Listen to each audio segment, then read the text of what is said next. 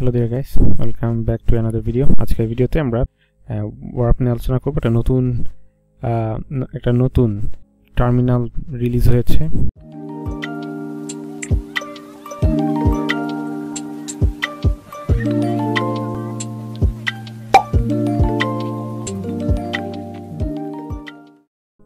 এটা অনেক আগে রিলিজ হয়েছিল এবং রিসেন্টলি এটা উইন্ডোজের জন্য রিলিজ হয়েছে।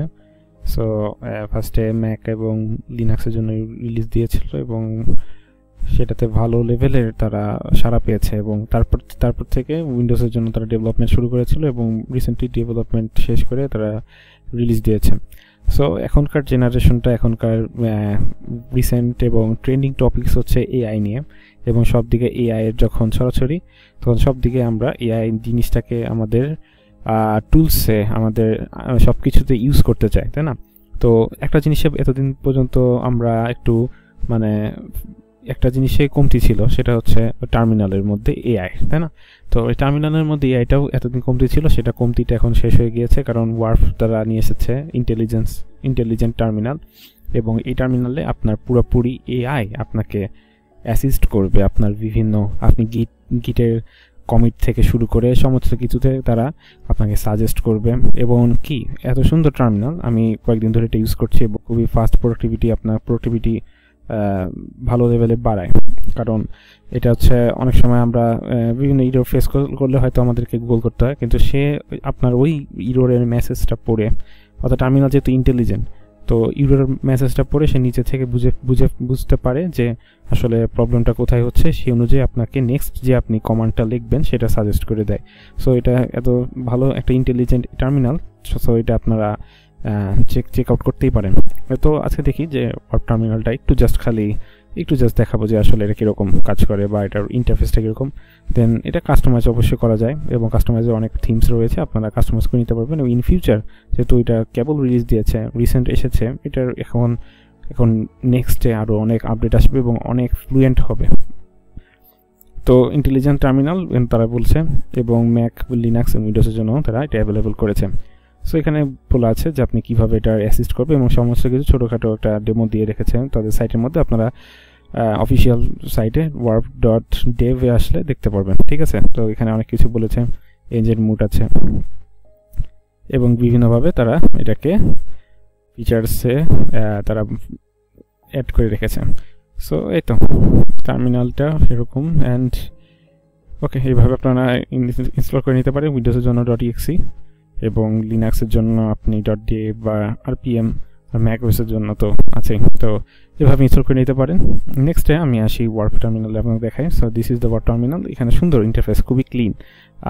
আমার হচ্ছে যেহেতু ইন্টারফেসটা এরকম করে রেখেছি, সো ফার্স্ট অফ অল এখানে আমি বলবো যে আপনাদের হচ্ছে আপনি বেস্ট এক্সপিরিয়েন্সের জন্য আপনি সর্বদা এখানে যে লগ ইন করার অপশন আছে সেখানে লগ ইন করে নিয়ে টার্মিনালটা ইউজ করবেন, তাহলে ভালো লেভেলের আপনি এক্সপিরিয়েন্স পাবেন।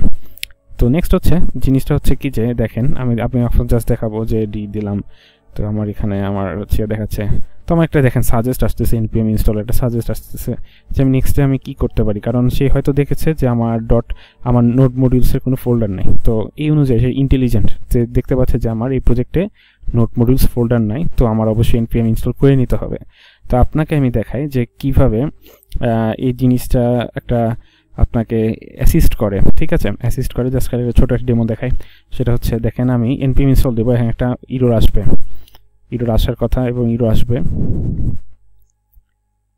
ওকে, একটা ইরোর এসে গেছে, দেখেন npm ইনস্টল দেওয়ার পর ইরোর এসেছে এবং ইরোরটা হচ্ছে কি, যেখানে বলছে যে আমার হচ্ছে React 19 এবং React 19 এর জন্য অনেক প্রবলেম হচ্ছে, ঠিক আছে? এটাতে React 19 আছে, আপনি দেখেন। এবং নেক্সটে আমার বলে দিচ্ছে কি যে আমি যদি npm install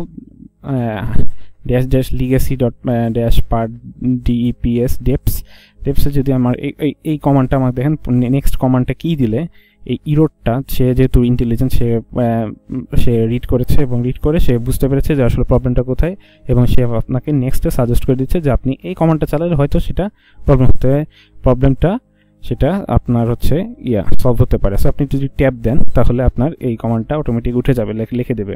আর আরেকটা জিনিস আছে যেখানে এটা এদের হচ্ছে ইন্টেলিজেন্স, সেটা হচ্ছে কন্ট্রোল শিফট ইন্টার। তো কন্ট্রোল শিফট ইন্টার দিলে কি হয়, সে ওই যে আমরা যে ChatGPTর মতো চালাই, সে দেখতেছে যে the user try to run npm install but encounter dependency conflict error. Okay, so এভাবে সে জিনিসটাকে করে। আমাদের যে LLM যেভাবে আমরা ইউজ করি ওইভাবে আমরা ইরোরটা দিচ্ছি, সে ওইভাবে থিঙ্ক করে, দেন থিঙ্ক করার পরে সে বলে okay if I run this command and read output.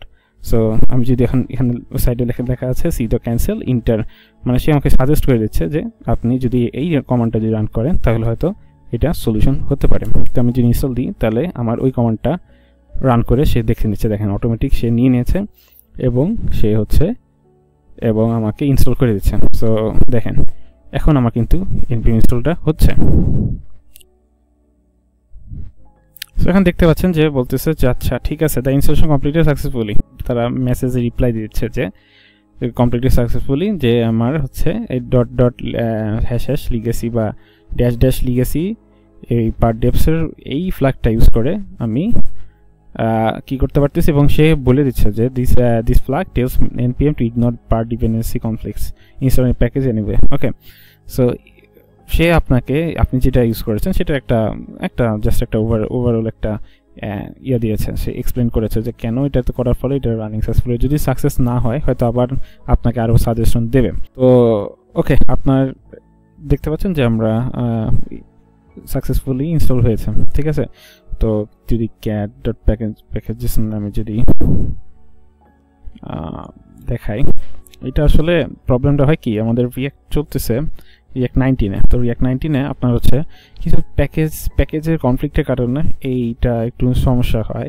So এটার জন্য আমাদের নাই --force দিয়ে ইনস্টল করতে হয়, না হচ্ছে লিগাসি পার্ট ডেপস ইনস্টল করতে হয়। সো এইভাবে আপনি হচ্ছে এরকম। সো আপনি এটা ইউজ করলে আপনি বুঝতে পারবেন যে এটা ইন্টেলিজেন্টটা আপনাকে কীভাবে সাহায্য করবে, আপনার ব্রাঞ্চের কনফ্লিক্ট খেয়েছে কিনা, আপনি মার্চ করার সময় কনফ্লিক্ট খেয়েছেন কিনা, ইভেন আপনি কমিট করার সময় নেক্সট স্টেপগুলো সে অটোমেটিক আপনার সাজেস্ট করে আরও ফাস্ট, আপনি পুরো টাইপ করতে হবে না, আপনাকে সাথে সাথে সে সাজেশনে দিয়ে দেবেন। আরও আপনার বিভিন্ন ইরোরগুলা আপনার যদি এভাবে আপনি করেন, আমি তখন দেখালাম যে আমি ট্যাব দিলে আমার পুরোটা উঠে যায়, আপনি ডাইরেক্ট ইন্টার দিলে তখন ওইটাতেও হয়ে যাবে। কিন্তু আপনি যদি মনে করেন যে সে ইন্টেলিজেন্স খাটিয়ে সে আপনার সেই প্রবলেমগুলো সলিউশন অটোমেটিক করে দেবে, সেইভাবে সেও আপনি যে কন্ট্রোল শিফট দিয়ে ইন্টার দেওয়ার পরে আপনার ওই জিনিসটা উঠে যায় এবং আপনি অটোমেটিকলি সে ইন্টেলিজেন্সের মাধ্যমে আপনি এটা প্রবলেমটা সলভ করতে পারবেন। সো এই যে এটাই টার্মিনালের মধ্যে AI, আমি বলবো যে এটা খুবই আপনার প্রোডাক্টিভিটি ইনক্রিজ করে, কারণ এটা খুবই ভালো। এরকম সাজেশন যেহেতু আমরা কোড আইডিতে এখন যেহেতু আমাদের অনেক কিছু সাজেশন করে বলে আমরা অনেক দ্রুত কোড লিখতে পারি, তেমনিভাবে আমাদের টার্মিনালের কাজ অনেক সহজ করে দেবে AI। এবং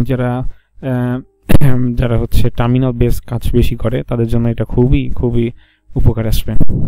নেক্সট আপনি যদি সেটিংসে যান তাহলে দেখতে পারবেন যে সেটিংসে আসলে অনেক কিছু আছে, আপনি কাস্টমাইজ করতে পারবেন আপনার নিজের মতো করে, এবং ফন্ট কীভাবে চেঞ্জ করবেন, কতটুকু চেঞ্জ করবেন, আরও অনেক কিছু আছে। আপনি AI এর আরও অনেক ফিচার্সগুলো আছে যেটা AI। তারপরে অ্যাপিয়ারেন্সের মধ্যে গেলে আপনি কারেন্ট থিমটা চেঞ্জ করতে পারবেন, অনেকগুলো থিম আছে, আপনি চাইলে আপনি যেগুলো দেখতে পারেন। নেক্সট হচ্ছে আপনার কীরকম আসবে সমস্ত কিছু আপনি দেখে নিতে পারেন, সব ফিচার্সগুলো কীভাবে শুরু করবে, কিবোর্ড শর্টকাটস কী এগুলো দেখে নিতে পারেন। সো এই ছিল আজকের সেই টার্মিনালটা, নেক্সট জেন টার্মিনাল বলতে পারি আমরা এটাকে, ওয়ার্পের টার্মিনাল, এবং এটা 3টি প্ল্যাটফর্মের জন্য রিলিজ দেওয়া আছে, উইন্ডোজ, লিনাক্স এবং ম্যাকের জন্য। সো আপনি ট্রাই করতে পারেন, যদি আপনি কোডার হন তাহলে এটা আপনার অনেক ভালো সহায়তা করবে। So thank you so much আজকের ভিডিওর জন্য। দেখা হবে আর অন্য কোনো দিন অন্য কোনো ভিডিওতে, ততদিন ভালো থাকবেন। ধন্যবাদ সকলকে।